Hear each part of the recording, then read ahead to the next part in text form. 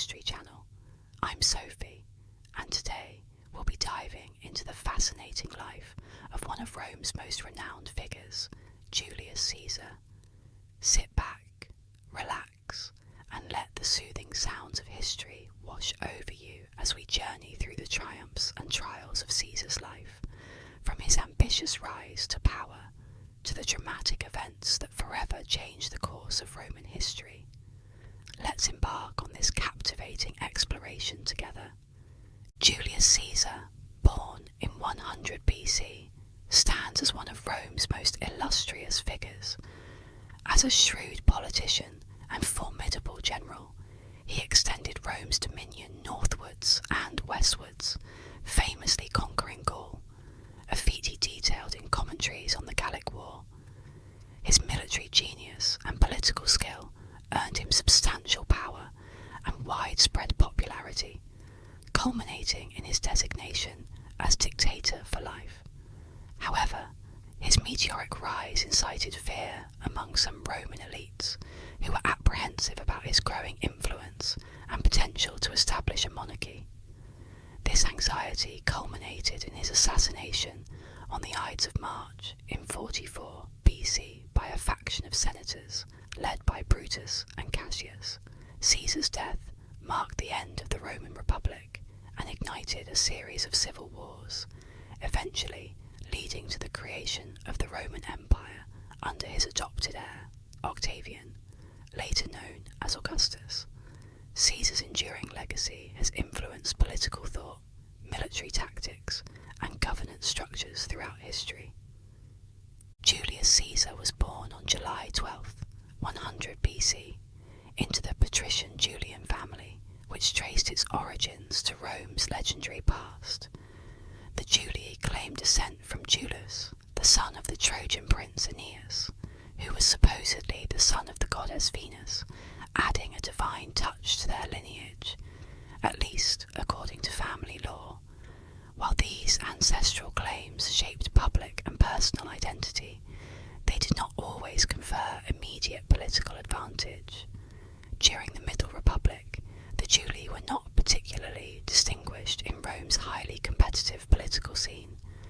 The cognomen Caesar first emerged with an ancestor who served as praetor in 208 BC during the crucial stages of the Second Punic War against Carthage. Spoiler: Carthage lost. It wasn't until 157 BC that a family member attained the consulship, reflecting a gradual rise in their political status. This resurgence continued into the early 1st century BC with 2 consuls from the family serving in consecutive years, 91 and 90 BC. Caesar's father, also named Gaius Julius Caesar, navigated the political landscape successfully. His marriage to Aurelia of the influential Aurelii Cotta family further enhanced his prospects, benefiting from family ties, particularly through his sister's marriage to Gaius Marius, a key military and political figure. Caesar's father was active in politics, serving on the Saturninian Land Commission and being elected praetor between 92 and 85 BC, eventually governing Asia as proconsul. During Lucius Cornelius Sulla's dominance in Rome, he chose to retire rather than pursue a consulship, indicating a strategic retreat from the political forefront amid the prevailing regime. During this era, Caesar's path took a dramatic turn when he was appointed Flamen Dialis, a prestigious religious office dedicated to Jupiter. This role, which came with strict prohibitions, effectively barred him from political pursuits, suggesting his family viewed his future as more ceremonial than political. His marriage to Cornelia, the daughter of Sulla, further entwined his fate with Sulla's political legacy. In 84 BC, Caesar's father passed away unexpectedly, coinciding with a significant shift in Rome's political landscape after Sulla's victory in the civil war 2 years prior. Sulla's reforms, which included annulling acts from Sulla's era, demanded Caesar divorce Cornelia. Caesar's refusal to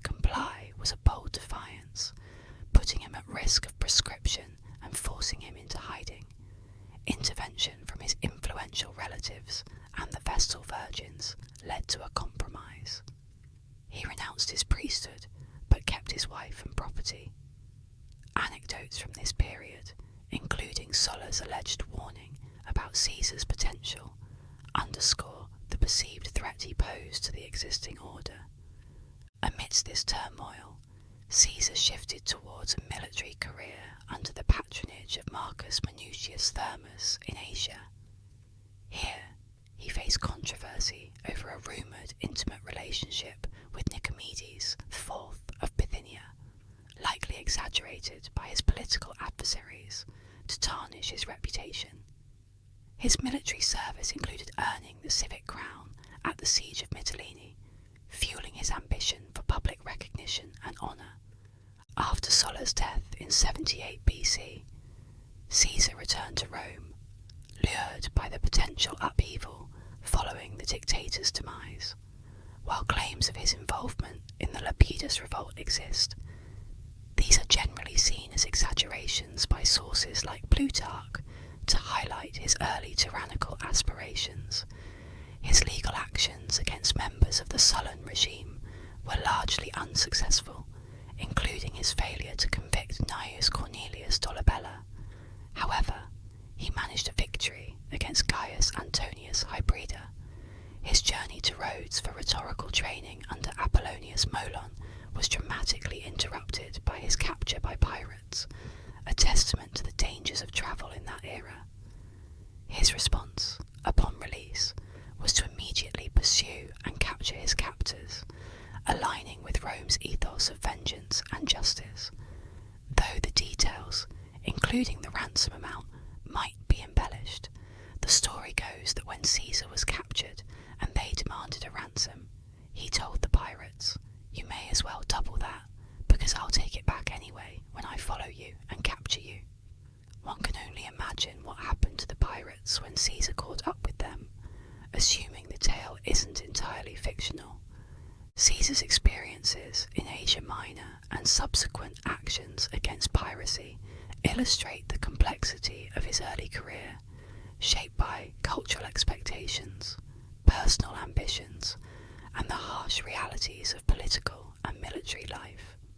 In 73 BC, Caesar's growing influence in Rome was recognised when he was co-opted into the prestigious pontifices, replacing his deceased uncle, Gaius Aurelius Cotta. This appointment was a significant marker of his acceptance into the upper echelons of Roman society, paving the way for his future political career. Back in Rome, he was elected as a military tribune for 71 BC. Although there is no record of his active participation in the ongoing war against Spartacus, Caesar's advocacy for the reinstatement of rights for the plebeian tribunate and for pardoning those involved in Lepidus' revolt demonstrates his tendency to support popular causes, boosting his political profile without engaging in overly controversial or radical reform. In 69 BC, Caesar served as quaestor in Hispania Ulteria under Gaius Antistius Vetus, gaining invaluable administrative experience and securing a lifelong seat in the Senate. His personal life, marked by the deaths of his Aunt Julia and wife Cornelia, saw him delivering public eulogies that subtly challenged Sulla's prescriptions by honouring his Marian connections. This act demonstrated his skill in balancing political prudence with personal and familial loyalty. His subsequent marriage to Pompeia, Sulla's granddaughter, symbolised a temporary political alliance with the Sullan faction. Throughout the late 70s BC, he aligned himself with Pompey, supporting laws that enhanced Pompey's military commands and political stature, reflecting his ability to forge advantageous alliances with key political figures.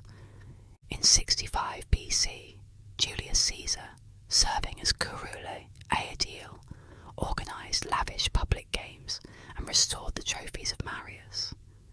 These actions not only boosted his popularity among the Roman populace, but also emphasised his family's heritage, counteracting the negative image promoted by Sulla's followers. festivities as ideal were controversial, they largely adhered to traditional aristocratic norms aimed at publicly restoring his family's honour. His election as Pontifex Maximus in 63 BC, triumphing over several prominent senators, highlighted his strong support base and effective campaign strategies. This victory, likely supported by Pompey's influence and resources, despite allegations of bribery, significantly elevated his standing and influence in Roman society.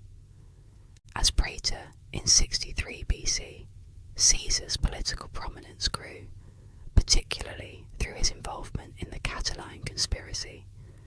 Historical accounts differ on his proposed course of action. Earlier sources indicate he favoured immediate life imprisonment without trial, while later accounts suggest he recommended detention pending trial. However, all sources agree that he advocated for confiscating the conspirators' properties. Initially, his position aligned with the Lex Sempronia Decapite Civium, which protected Roman citizens from capital punishment without trial. Although he initially garnered Senate support, Cato's decisive intervention shifted the final decision towards execution. In the same year, Caesar sought to challenge his political adversary, Catulus, by accusing him of misusing funds designated for reconstructing the Temple of Jupiter, Optimus Maximus. He proposed reallocating the project to Pompey, facing significant opposition, and eventually retracting his suggestion. Additionally, he backed the plebeian tribune Metellus Nepos's bid to transfer military commands from Gaius Antonius Hybrida to Pompey.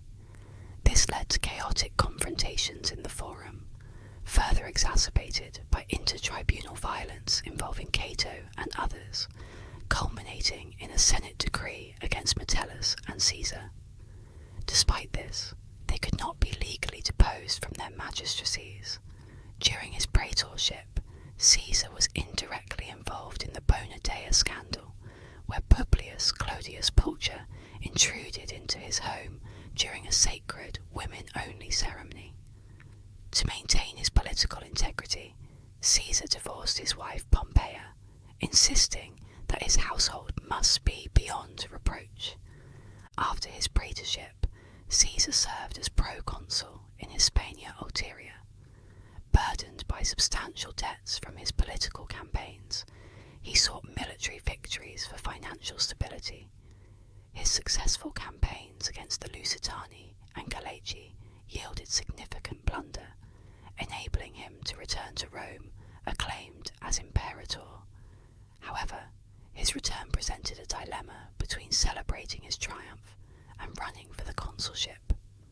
When Cato blocked a procedural exception that would allow him to pursue both, Caesar chose to forsake the triumph for his consular ambitions. Upon winning the election, Caesar successfully united Pompey and Crassus, erstwhile political rivals, into a potent alliance known inaccurately as the First Triumvirate. This coalition, formalised at the start of Caesar's consulship in 59 BC, sought to accomplish various political and economic goals. Pompey desired the ratification of his actions in Asia, while Crassus sought financial relief for his tax farming associates. Both supported land grants, with Pompey particularly interested in securing land for his veterans. Caesar initiated his term by making Senate proceedings public, promoting transparency and accountability. He introduced a land reform bill to purchase land from willing sellers for Pompey's veterans and the urban poor. The bill, avoiding radical proposals, was managed by a committee of 20, excluding Caesar, and financed by Pompey's military spoils. Despite little resistance in the Senate, Caesar faced filibustering from Cato when presenting the bill to the public. His co-consul Bibulus declared he would block the legislation for a year, leading to a riot and the symbolic destruction of Bibulus's fasces. Despite Bibulus's attempts to annul the law, claiming it was passed through violence, the Senate upheld it. Caesar also succeeded in passing legislation that reduced the tax farmers' debts by a third to benefit Crassus, and ratified Pompey's territorial arrangements in the east with minimal opposition. He then extended his agrarian law to include the region of Campania, possibly prompting Bibulus to retreat to his home. The alliance between Caesar and Pompey was further solidified by Pompey's marriage to Caesar's daughter, Julia. Caesar also secured his military future by having the plebeian tribune Publius Vatinius pass the Lex Vatinia, granting him the governorship of Cisalpine Gaul and Illyricum for 5 years. The Senate's claims that this assignment was merely woods and tracts reveal their underestimation of Caesar's ambitions and abilities. Throughout the year, Bibulus attempted to undermine Caesar by issuing edicts that cancelled all potential legislative days for religious reasons, a strategy unprecedented in Roman politics. Cato also made symbolic efforts to discredit Caesar, contributing to the growing public sentiment against him. Despite these obstacles, Caesar managed to pass significant legislation, including the Lex Julia de Pecunias Repetundis, aimed at reducing corruption in the provinces. Although his legislative efforts faced resistance from new praetors after his consulship, the discussions eventually stalled and were abandoned. During the Gallic Wars, Caesar meticulously documented his military campaigns in his Commentaries, which are recognised as masterpieces of Latin literature. These writings, composed across 10 volumes, covered the period from 58 to 52 BC and were likely intended for a literate Roman audience, particularly the upper classes. Each volume was probably written shortly after the events it described, serving as both a historical record and a tool to bolster support for Caesar in Rome. While informative, his accounts are understandably biased, often downplaying his defeats and highlighting his victories. In 58 BC, Caesar faced a volatile situation in Gaul, a region composed of various tribes with frequent internal conflicts that occasionally spilled over into Roman territories. The Helvetii, seeking to migrate through Roman lands, were blocked by Caesar near Geneva. He constructed a wall to halt their progress, and, after mobilizing additional legions, defeated them at the Battle of Bibracte, forcing their return to their ancestral homelands. Caesar's involvement in Gaul deepened when he intervened on behalf of the Aedui, a tribe requesting aid against Ariovistus, the Germanic king of the Suebi. Despite Ariovistus's previous recognition as a friend of Rome, Caesar defeated him at the Battle of Vosges. This victory led to his wintering near the Belgae, which triggered a rebellion against the Roman presence. Caesar managed a narrow victory at the Battle of the Sabis, followed by a year of campaigning across Gaul to suppress further resistance, particularly from the Belgic tribes in modern-day Brittany. Demonstrating Roman military engineering, Caesar constructed a bridge over the Rhine to symbolise Rome's reach and power, and he conducted raids into Britain in 55 and 54 BC. These expeditions aimed partly at deterring British support for Gallic tribes and enhancing Caesar's image back in Rome. However, he withdrew from Britain due to uprisings in Gaul during the winter of 54 BC, which led to significant Roman losses. The most formidable resistance came from a unified uprising led by Vercingetorix of the Arverni in 52 BC.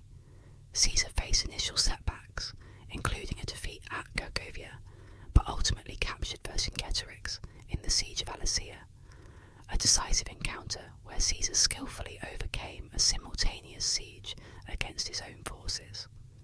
Following this victory, Caesar spent the subsequent years pacifying any lingering insurgencies in Gaul, Roman domination over the region. In the initial years following his consulship in 59 BC, Julius Caesar, alongside Pompey and Crassus, endeavoured to manage the ambitious plebeian tribune Publius Clodius Pulcher in 58 BC.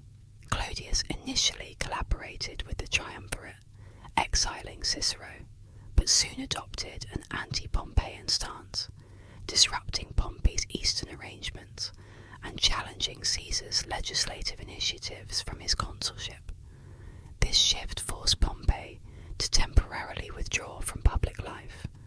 To counteract Clodius's influence, Caesar and Pompey manoeuvred politically to recall Cicero from exile under the condition that he would not obstruct their political goals. Upon his return, Cicero aligned with Caesar and Pompey, supporting Caesar's military achievements in Gaul by advocating for a Senate vote, granting Caesar an unprecedented 15-day Thanksgiving. Despite this alliance, by 57 BC, political tensions emerged due to electoral failures and challenges to Caesar's land reforms, threatening his command in Gaul by 56 BC. This necessitated a renewal and strengthening of the Triumvirate. In the lead-up to the 55 BC elections, the Triumvirs secured their political and military positions through aggressive and controversial tactics, including bribery and intimidation. Despite their political successes, the ambush and destruction of Roman forces in Gaul during the winter of 55 to 54 BC raised serious concerns in Rome about Caesar's military leadership, as reflected in the defensive tone of his commentaries. The death of Julia, Caesar's daughter and Pompey's wife, in 54 BC did not sever the alliance between Caesar and Pompey. However, by 53 BC, following Crassus's catastrophic defeat and death at the Battle of Carrhae, and Pompey's assumption of sole consulship in 52 BC to restore order in Rome, the political landscape had significantly shifted. Caesar, still engaged in military campaigns in Gaul, secured Pompey's support for his victories, leading to a Senate decree of 20 days of Thanksgiving in his honour. He also arranged to stand for the consulship in absentia. Between 52 and 49 BC, the relationship between Caesar and Pompey deteriorated markedly. In 51 BC, attempts were made by the consul Marcellus to recall Caesar from Gaul, arguing that his mission was complete after his victory over Vercingetorix. However, Caesar was still actively engaged in military campaigns, such as against the Bellovaci, and this motion was vetoed. Despite his military engagements, the Senate's conservative faction, led by Cato and Bibulus, sought to have Pompey constrain Caesar from seeking further honours or a second consulship. By 50 BC, political tensions escalated, with both Caesar and his Senate opponents amassing forces in Gaul and Italy, respectively, amidst fears of a new civil war. Efforts by Cicero and others to disarm both leaders were proposed in the Senate, but failed due to political manoeuvring. The situation reached a crisis point in 49 BC, when Caesar proposed that both he and Pompey lay down their arms, but the Senate, influenced by the hardline faction, rejected this. Following the forcible removal of pro-Caesar tribunes from Rome, the Senate issued the ultimate decree, declaring Caesar an enemy of the state. Scholars debate the reasons behind Caesar's decision to march upon Rome. A prevalent theory suggests that, faced with the end of his proconsular immunity and potential prosecution, Caesar felt compelled to defend his status through civil war. His primary objectives were securing a second consulship, initially considered in 52 BC to be alongside Pompey, and a triumph, fearing that his political enemies, who controlled the consulships of 50 BC, would block his candidacy or nullify his potential election. Caesar argued that his freedoms of the Roman people against the coercive tactics of Pompey and his conservative allies. Around January 10th or 11th in 49 BC, Julius Caesar made the significant decision to cross the Rubicon River, the northern frontier of Italy. This act ignited the Civil War. Accompanied by only the 13th Legion, Caesar is reputed to have echoed the words of Athenian playwright Menander, "Let the die be cast," a phrase immortalised by ancient historians Plutarch and Suetonius. This bold move directly challenged the Senate's ultimatum. Caught off guard by Caesar's rapid advance, Pompey and numerous senators retreated south. After securing communication routes to Rome, Caesar's attempts at negotiation failed due to mutual distrust. Consequently, he marched south to corner Pompey and enforce a resolution. Pompey, however, managed to retreat to Brundisium and eventually fled to Greece, leaving Italy to Caesar's increasing forces. Caesar stayed briefly near Rome, during which he controversially seized control of the treasury. He left Lepidus to govern Italy and proceeded to target Pompey's territories in Spain. There, Caesar defeated Pompey's legates at the Battle of Ilerda, compelling their surrender. Meanwhile, his own legates expanded control over Sicily and made an attempt on Africa, which ultimately failed. Returning to Rome in the fall, Caesar was named Dictator to oversee elections, securing the consulship for himself and Publius Servilius Isauricus for 48 BC. After just 11 days, Caesar resigned the dictatorship and prepared to confront Pompey directly in Greece. In early 48 BC, Caesar engaged Pompey at Dyrrhachium, initially suffering setbacks, but subsequently chasing Pompey into Greece. He achieved a pivotal victory at the Battle of Pharsalus on August 9th, 48 BC. Defeated, Pompey fled to Egypt, while others like Cato escaped to Africa. Some, including Cicero and Marcus Junius Brutus, sought Caesar's pardon. In Alexandria, Pompey met a grim end, assassinated upon his arrival. Just 3 days later, on October 2nd, 48 BC, Caesar reached Alexandria, only to be detained by adverse weather, specifically the Etesian winds. During this time, Caesar became entangled in the Egyptian civil war between the young pharaoh Ptolemy Tened and his sister wife Cleopatra VII. By late October, still involved in this conflict, Rome appointed Caesar to a year-long dictatorship in absentia, acknowledging his success at Pharsalus. In Alexandria, Caesar began a romantic affair with Cleopatra, a liaison that influenced subsequent events. The city faced a siege from forces loyal to Ptolemy and his sister Arsinoe until March 47 BC, when reinforcements led by Mithridates of Pergamum, an ally from the east, enabled Caesar to break the siege. He decisively defeated Ptolemy at the Battle of the Nile, ensuring Cleopatra's uncontested rule over Egypt. Following this victory, Caesar and Cleopatra celebrated with a triumphal cruise along the Nile, solidifying their power and alliance.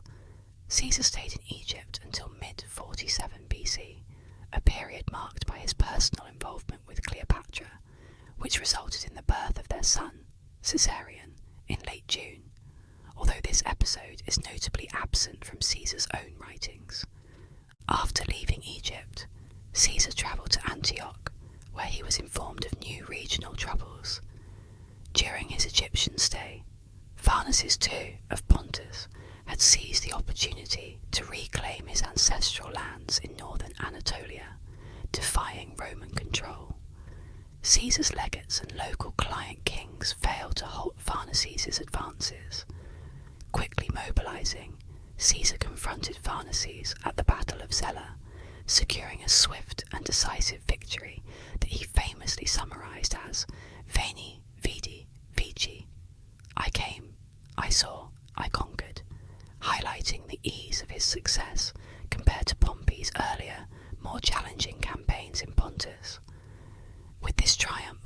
Caesar swiftly returned to Italy to address ongoing political and military issues. During Caesar's absence from Italy, he appointed his deputy, Mark Antony, to act as magister equitum. Antony's rule, however, became increasingly unpopular and heightened the unrest in Rome. This turmoil reached its zenith when Publius Cornelius Dolabella, serving as plebeian tribune in 47 BC, stirred up demands for debt relief, leading to severe public disorder.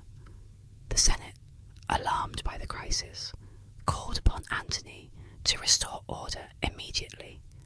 Despite being delayed by a mutiny in southern Italy, Antony returned and forcefully quelled the riots, causing significant loss of life and further tarnishing his reputation among the Roman populace.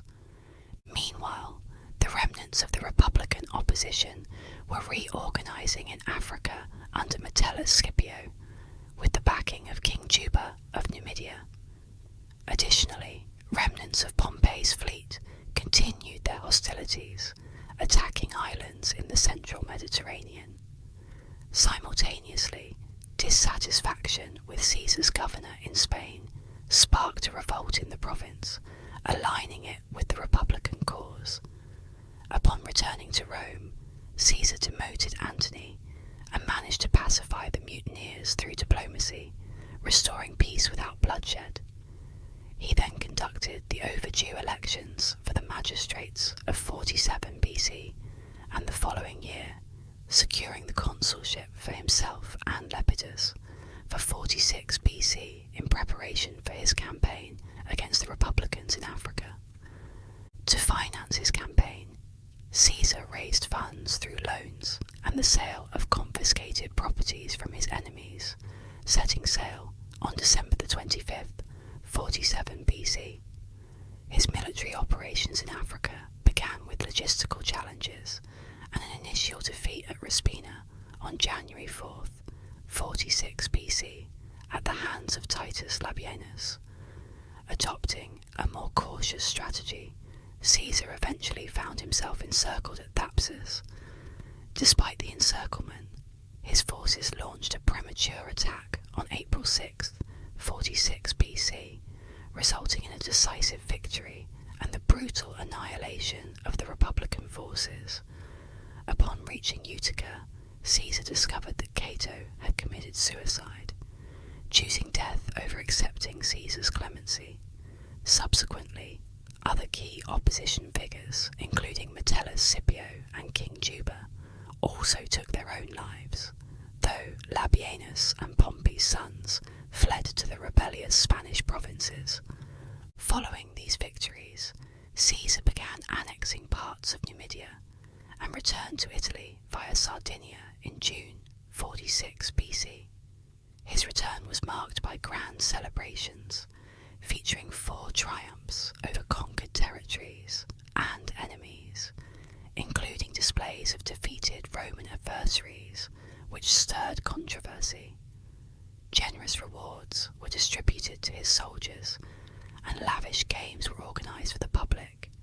However, the continuing conflict in Spain necessitated his prompt return to the battlefield. The culmination of Caesar's military campaigns occurred at the Battle of Munda on March 17th, 45 BC, where he narrowly defeated the remaining Republican forces. The aftermath was severe, with the execution of Labienus and the suppression of further resistance, although Sextus Pompey managed to escape. The war was effectively concluded. Caesar spent several months in the province before returning to Rome in October 45 BC, where he celebrated another triumph, controversially over fellow Romans. By the end of 45 BC, Caesar had begun preparations for an extensive campaign against the Parthian Empire, aimed at avenging Crassus's defeat at Carrhae and expanding Roman territories further east. This campaign, which included plans to venture into Dacia, was scheduled to start on March 18th, 44 BC. However, before he could embark on this campaign, Caesar was appointed Dictator perpetuo, or dictator for life, in February 44 BC. He had previously held the role of dictator 4 times since his first appointment in 49 BC, which he primarily took to manage elections and resigned from after only 11 days. His subsequent terms as dictator lasted up to a year, and by April 46 BC he was appointed dictator annually.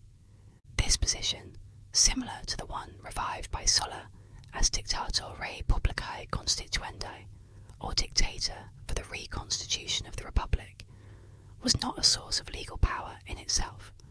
Instead, it reflected Caesar's supreme status within the state, based not on extraordinary magistracy or legal authority, but on his personal standing as the victor over other Romans. Following his victory at Pharsalus, Caesar received numerous honours from the state. These included the title of Praefectus Morum, traditionally associated with censorial powers to revise Senate rolls, and powers over war and peace, previously belonging to the Comitia Centuriata. These powers were personally attached to Caesar, marking a significant usurpation of the traditional republican authority. Caesar was also granted numerous symbolic honours that emphasised his near monarchical status. His likeness appeared on Roman coins, a first for a living Roman, and he was afforded the right to wear royal attire, sit on a golden chair in the Senate, and erect his statue in temples.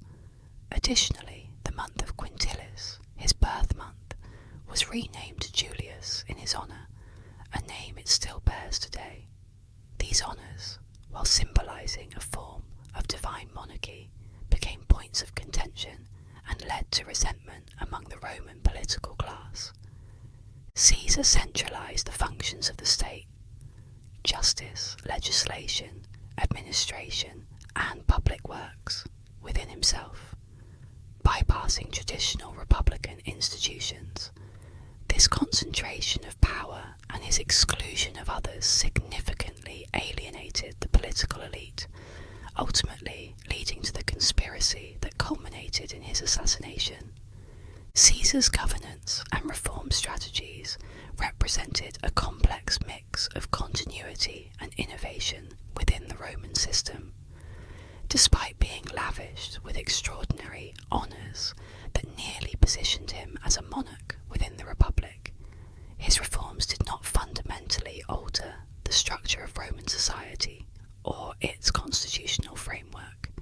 Instead of reworking societal foundations, Caesar's measures focused more on enhancing administration and consolidating his control. One of his most notable reforms was the revision of the Roman calendar. He replaced the traditional lunar solar calendar with the more accurate Julian calendar, based primarily on solar movements. This reform allowed for consistent and predictable scheduling of festivals, political events, and agricultural activities, aligning Rome more closely with the solar year. Caesar also expanded the Senate from 600 to 900 members, aiming to improve governance capabilities across the growing empire and to reward his supporters with significant positions of power. Furthermore, he founded colonies in previously conquered territories such as Carthage and Corinth, relocating populations to reduce social tensions and unrest within Italy. By reviving the royal prerogative of appointing patricians, Caesar sought to restore and build upon Rome's traditional structures, benefiting the families of his followers. He also altered the composition of jury pools in permanent courts, consolidating them to include only equestrians and senators, thus removing the lower class tribuni aerarii. Administratively, Caesar introduced measures to stabilise Rome and his regime. He tightened qualifications for the grain dole, reducing the number of recipients to manage state resources more efficiently. He also promoted population growth by offering bonuses to families with many children, His initiatives extended to civic matters, with plans for a new census, the extension of citizenship to more provinces, and innovative economic policies like a novel debt repayment program initiated during the civil wars. His tenure saw extensive building projects, including the construction of the Forum of Caesar and the Temple of Venus Genetrix, with plans for enhancing infrastructure such as expanding the port of Ostia and building a canal through the Corinthian Isthmus. Despite these achievements, Caesar's methods often alienated the Roman elite. His disregard for the Senate and traditional republican magistracies, along with his autocratic handling of civil and political matters, eroded his support among this crucial ruling class. His policy of clemency toward enemies was intended to contrast with Sulla's prescriptions, promoting an image of a benevolent ruler.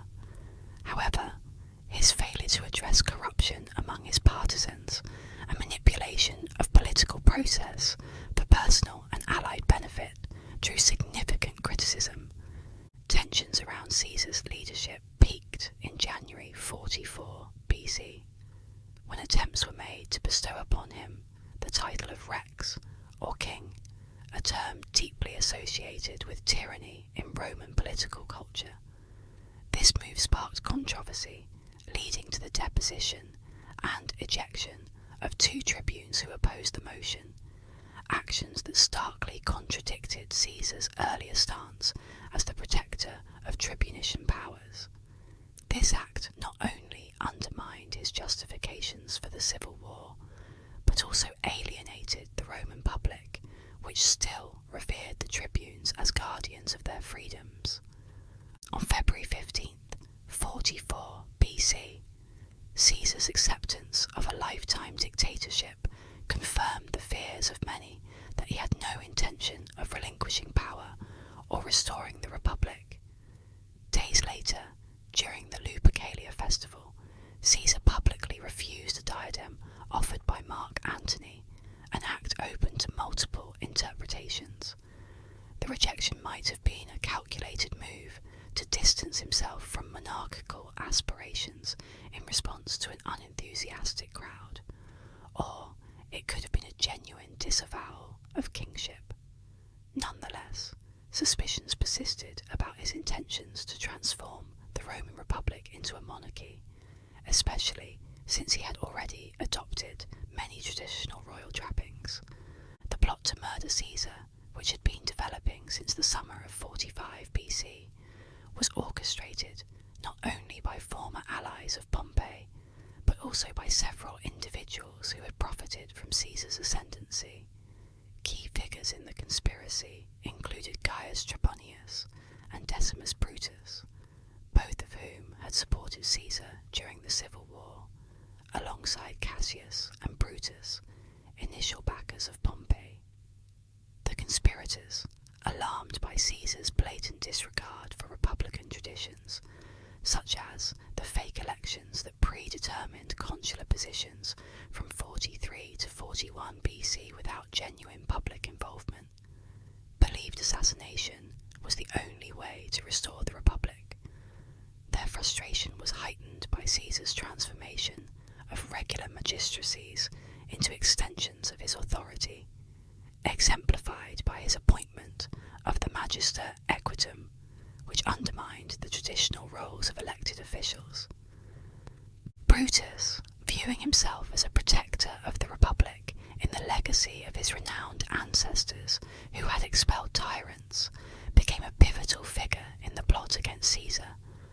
By the end of 45 BC, public sentiment in Rome had grown increasingly hostile towards Caesar, as evidenced by graffiti and vocal criticisms branding him a tyrant. This shift in public opinion was likely influenced by Caesar's policies, which was seen as favouring creditors, suppressing popular protests with violence, reducing the grain dole, and abolishing open elections, thereby eroding traditional democratic rights. The widespread discontent with Caesar was further demonstrated during pre-arranged consular elections.